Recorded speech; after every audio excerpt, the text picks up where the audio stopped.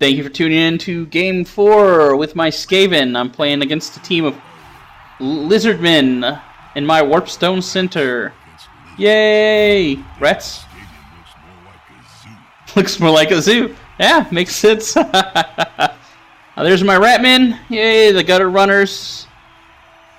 My Stormribbon there. My Thrower, Wiggle the Stick. My Linemen. Yay, linemen. Where'd my Rat Ogre go? Did I miss him? Oh, anyways, I'm gonna skip this. This guy has a full out, so he bought as many sources and the big guy as much as he could. And padded out with a few skinks.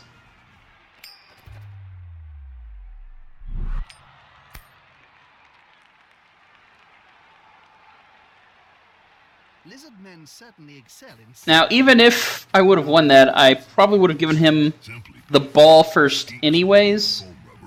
Just because with quick teams like the Skaven or Elves, you oftentimes can score in 1 or 2 turns. So letting him score and then putting the ball in yourself really fast before the end of the half allows you to get the ball immediately again and put another score. And then it's just trying to drag it out again.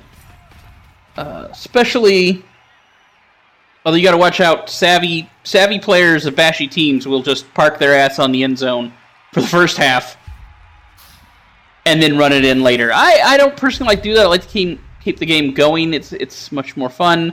And usually if my plans work out with a squishy team and I have a bashy team, a lot of the squishy team members are dead or injured by that time. So I don't have to worry so much about a team who has a quarter of the players gone.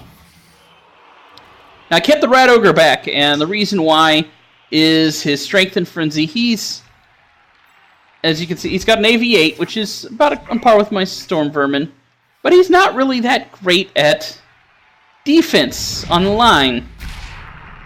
He's got a 5 Strength, but these guys have 4 Strength, so it doesn't take much to overpower him in this situation with Lizardmen.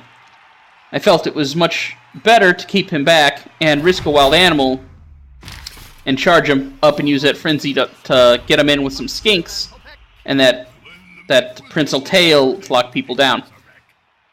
Now that I didn't understand why he did that. He ran his guy all the way down here. I would have put him over here to help defend that flank. It's wide open. With a person like a gun runner, will make it up there really fast. Or even a normal lineman will make it up there really fast. It's a smart catch. Basically spreading out some SPP.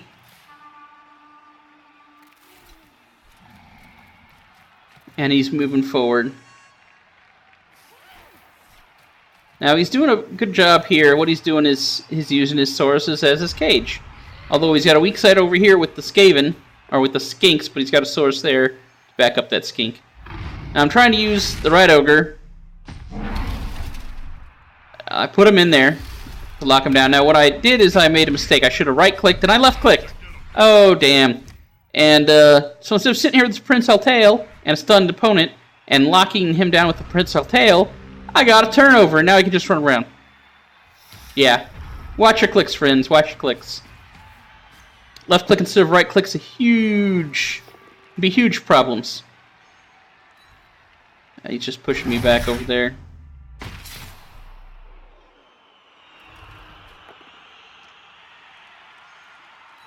I really don't mind him all the way. Actually, I kind of like him all the way over here. He's way forward, which is kind of a bummer, but this lineman, all he has to do is stand up, and this guy is going nowhere. Nowhere. Charging forward. Beat up on my Storm Vermin. And unfortunately, because I messed up, I basically didn't get to move these guys around like I planned on. Although...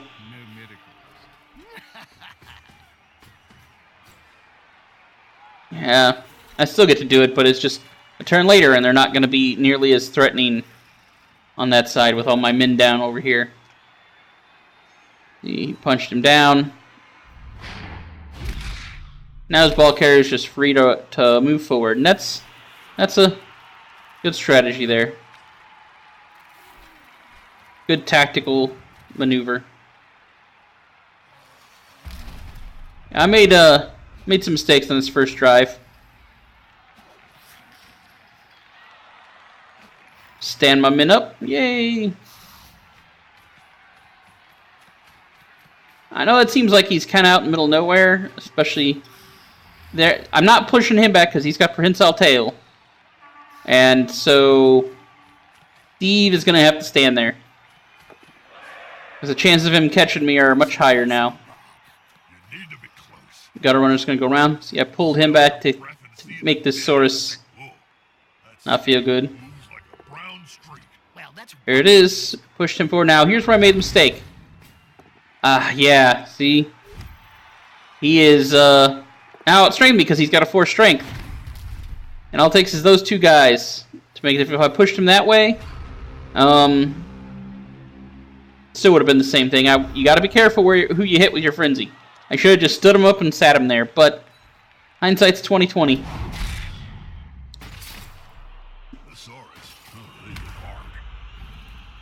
Yes, they do. Yes, they do.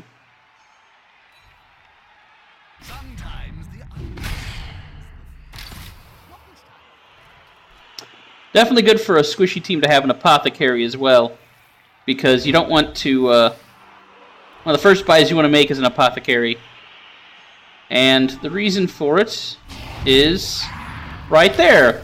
Skittles is dead. Yeah, apothecary. So the first thing I did once I had the money is I bought an apothecary. No extra team members or anything like that. Apothecary, 50 grand, it can save a guy, and team members are a lot more. Well, not necessarily a lot more, but, 10, 20,000 more than an apothecary, depending on what team you have. Elves, I would advise any elf team, any squishy team, get apothecary as soon as possible. I mean, even you want to do that instead of get extra players. So start with the rerolls, because you'll need them to do your fancy moves. Hope you don't die. And then use the apothecary, get the apothecary as soon as possible.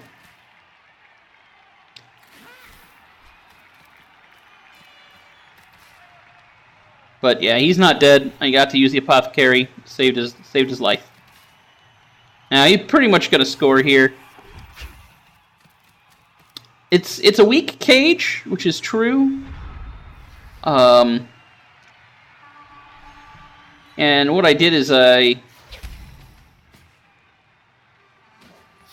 he pops him up.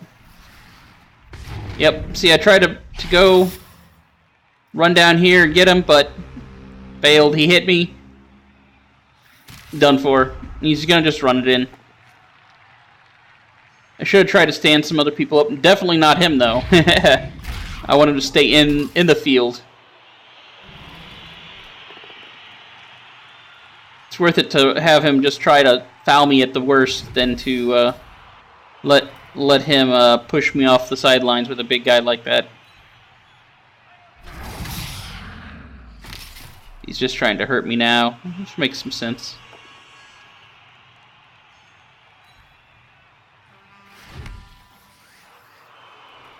Now, he has me so one-sided at this point. One thing I would have done, even though it's boring and, well, one thing I would have done with his team, and one reason I don't like to play Lizardman, is I would have just sat here on the end and blocked my guy in so I couldn't get to him and just run the timer down, then run it in.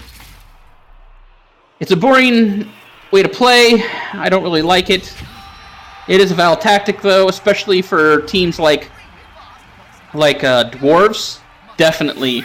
You want to limit the other player's ability to have the ball, because dwarves are some slow motherfuckers, and they have shitty agility. So teams can pass around them all day long. Well, not all day long, but basically, you're not going to stop passes as much with dwarves. Your chance of interception is low to begin with a normal player. It's really low with a dwarf. You don't have to worry about that. Just like with Sauruses, I don't have to worry about Sauruses intercepting. And the only ones I have to watch out with interceptions are Skinks, with their 3 agility. So, one thing with the passing game. Now, he does put some depth to field, which is smart. I would have probably added more than what he does, though. Against a team like the Skaven, definitely. Gunner runners can go almost all the way to the end zone right off the bat. They are I think the fastest skinks are 8, but gutter runners start off at a 9. 9 movement allowance. I mean, they are fast. Means you can get 11 spaces. 1, 2, 3, 4, 5, 6, 7, 8, 9, 10, 11. Bam, right there. With one gutter runner, and that's brand new gutter runner with no skills. What you want to do with a gutter runner like mine is you get a skill like, hey, an extra sprint, which gives you 3 going forwards. That puts me right there, if I want to be. Now, it's not, as a Skaven player, it's not something you want to necessarily risk if you don't have to, but sometimes it's well worth it. It's just enough to get you out of the range of an opponent's team.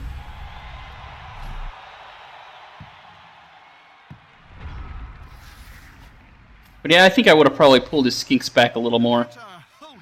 Maybe 1 or 2 spaces. That would all it would take. Now, see here, I push him out.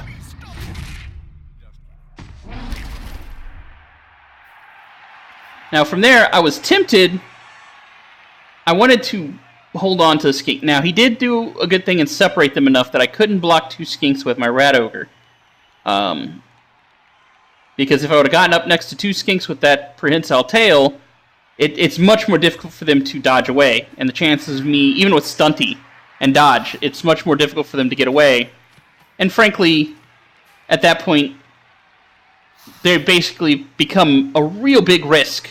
And when you're trying to prevent somebody from getting in the end zone, it's sometimes worth it just to leave them there if you got somebody else to pick it up. There's Wiggle the Stick. He's got accuracy. Accuracy, which is... Oh, come on, show me the thing, you pieces of crap. Basically, pass allows me to reroll, and...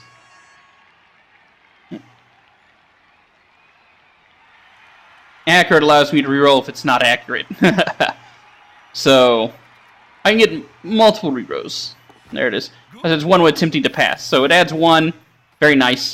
Turns a 3 into a 4, a 4 into a 5. Pass. I reroll dice if I throw an inaccurate pass or fumble on top of that. So really he's good at kicking stuff down the field. And then I knock him around.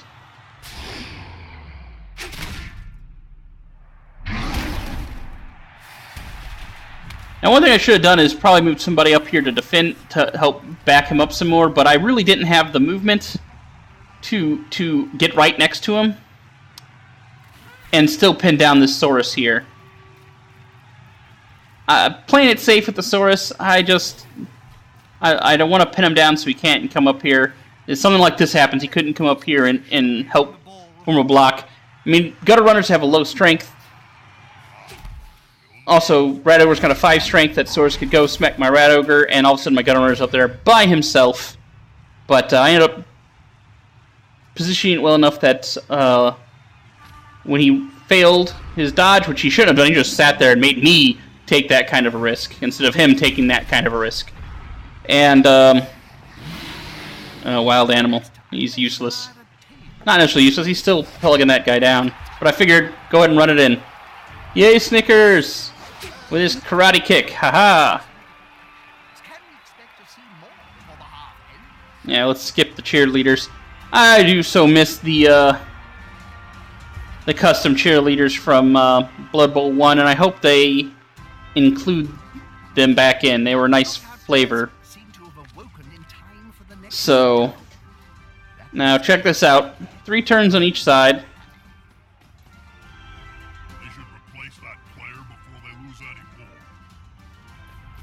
This time, I left the Rat Ogre there. Mostly I figure with three turret teams and him there. Oh, there he goes. A quick snap. Yay. Basically the idea was with the Rat Ogre there and the 2 guys right up front, I could lock down his front line if he would have put it in front of me, which he didn't. Enough that in the 3 turns he has to get down the field, I could stop him. That's basically the idea. Now, I really didn't kick very well. I actually aimed for right here, on his little football. And it ends up right here on his front line. And this is probably where he makes his biggest mistake at the game. And now, Saurus catches it. And I think his biggest mistake of the game is not giving that to a skink.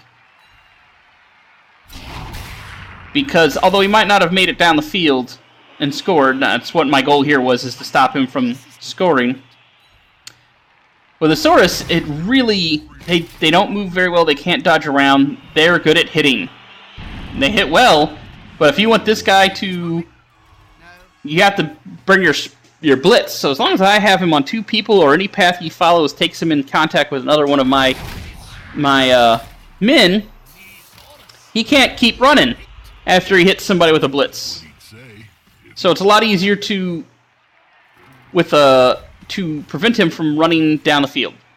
He's not getting any long drives. Like with a skink, you really have to double up on those defense zones, and his sources can charge forward and bash that line open, allowing the skink to, peel something away from the end, and the skink can, run through with only like a little dodge penalty and try to get all the way through. And with his stunty, frankly, he has a decent chance if you minimize the number of tackle zones he has to go through to 1 to get past you.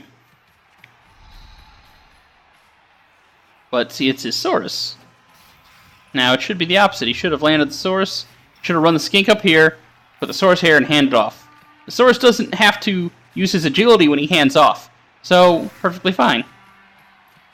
And one thing you can see here, what he could have done with what I had to do here, because I'm not going to put somebody right there, is use this one, boom, knock him back, run the skink right on past, and down and out. But he doesn't. He tries to run forward with that Saurus. Now, yeah, 3 SPP is useful to have, and getting your Saurus, things like block is important. But MVPs are pretty good too. And getting your skinks all those fancy things will make sure they can score you up fast. You get 1 or 2 ahead of somebody, and then, go ahead and let your Saurus try to run it in. Who cares at that point? The guy has to come back from a long shot to get to you. So, it gives you a chance to experiment, as they say. Now we're in a big old scrum here.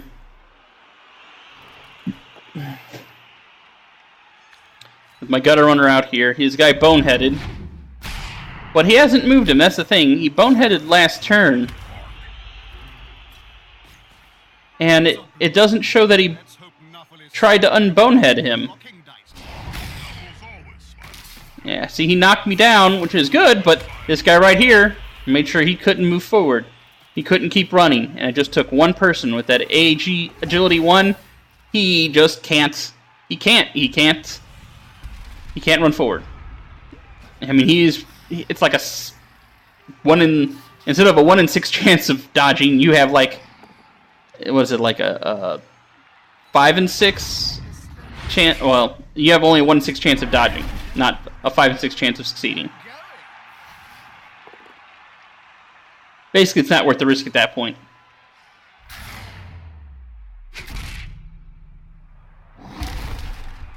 There I go, knocking him back. He frees him up, run over here, add his strength there. Now, one thing, I thought at this point I'd have enough to hit him. I got my Rat Ogre taking his tackle zone, which should leave both my guys to take his tackle zone to hit him. But I didn't see. Now wait for it. That little motherfucker. I didn't notice him back there. I forgot all about him. You can't see him on the other side of that Rat Ogre. So he actually is the one preventing my Rat Ogre from being able to prevent him from adding his strength bonus. The idea was to put the 2 guys there, then blitz up and hit him. And I couldn't do that. And I moved him forward. And it was going to take a going for it to get a 1-on-1 hit. Well, actually, no. See, these guys blocked, that guy blocked, so it wasn't going to be enough until I moved him out. So I knocked him back, moved him forward, and basically put him in a cage, an opposite cage. And that was just sheer luck. But finally gave me enough strength to get a 2-1-1 with him. With Kriege, the lineman I don't want and I want to get rid of, but yet he's going to get points for killing somebody, that son of a bitch. I'm going to fire that. I don't care his points. He doesn't have a good name. Vanity, thou art a harsh mistress. Dead. Freed up the ball. Popped it around. Unfortunately, a lineman got it before my thrower got it, but he got it, which means he has to hit me to knock it out. He ain't moving. He ain't moving. He ain't moving. I mean, he can move, but he has to knock me around first. He has to push me out so he can free up his guy so he can run in. These guys aren't going to be enough to run in and take it by himself because it'd be a... Well, they could, but it'd be a risk. A much higher risk. So he puts him there, runs him in over here, hits me. He knocks me down, so I lose the ball. Boom. Over there. Now, at this point, he has the end of his turn. That guy does not have enough movement to grab that ball from where it is and get it in the end zone, no matter how he does it. He just doesn't have the movement. So, see, locking him down was silly. Some of his decisions were a bit odd. Yep, there it is. He fell. See, I hit him. I would have hit him and moved forward. But he was trying to leave a position open for his guy to run through, and he just didn't have the movement to score no matter what. You should have just moved him in. Moved him here. Which means it would be riskier for me to do what I'm about to do. Now, it's the last turn's half, so I'm like, screw it. I'm just going to grab that ball, run over here. I am not worried about these guys intercepting at all. They have an agility of 1. They aren't going to... It'd be extremely unlucky for me to intercept. There he goes. He gets it. Runs that gutter runner. He's just been sitting up there for the last... Since basically kickoff. He's just been sitting up there waiting for this play. There you go. That's something you got to watch out with the gutter runner. I wouldn't... If I had my druthers... If I was playing somebody else, I wouldn't leave a gutter runner up there by himself. I'd have somebody up there beating him down. Just hitting him constantly. Don't let him loiter. If there's an elf back there, don't let him loiter. Send one of your sources, send one of your guys, whatever team you have back there, and just hit him. Hit him, hit him, hit him. Keep him down. If nothing else, you're going to prevent him from getting as much movement points as you can. Now, he conceded, probably because he's just going to sell his team and cut his team out and just build a new one. Frankly, he lost the source. He got a goal, and he didn't do too bad. I would have stuck with it, frankly. I would have stuck it out. Yeah, I might not have won. I was 2-1, but I might be able to get another goal. I might be able to hurt my players enough that I get some more SPP points. I mean, see, 3-2-1, that ain't too... I mean, it's not great, but he missed out on a 5. A 5. Yeah, he lost a source, but guess what? He's got more sources. Buy another one later. That's what I would do. I'd say, screw it, I only lost one guy, buy one later. Now, if you're like 2 people dead, or whatnot, or a person dead, another person missing a game, then it depends on the situation. You might concede. It just depends on how badly you're getting beat down. He wasn't getting beat down that bad. I am not a bashy team. He should have not conceded and just gone with it, but a lot of people are conceding. They are. Snickers got an 11. Lenny, small. Hey, George. That's my rat ogre. He got 5. Damn it, I keep on saying... Wiggle the stick. Now, he didn't get enough to level. Last time he got his thick skull because I just rolled like crap. Snickers rolled well, and he got a movement allowance. And now this gutter runner can go from the line of scrimmage to the touchdown. No, I have to roll 3 going for it. So you can probably guess my next one's either going to be catch or the reroll going for it. But man, he is a rocket. Also means he's going to be target number 1 on people's playlist. If they see what he's got, they're going to try to take him out. So, that is Game 4 Heralds of the Warp. I hope you enjoy it, and keep watching. I'm probably going to stick with Blood Bowl 2 for a while, until Fallout 4 comes out, and then I'm going to put up some Fallout 4s, because I love Fallout games. Love them to death. So, keep watching, and I hope you enjoy. Thank you.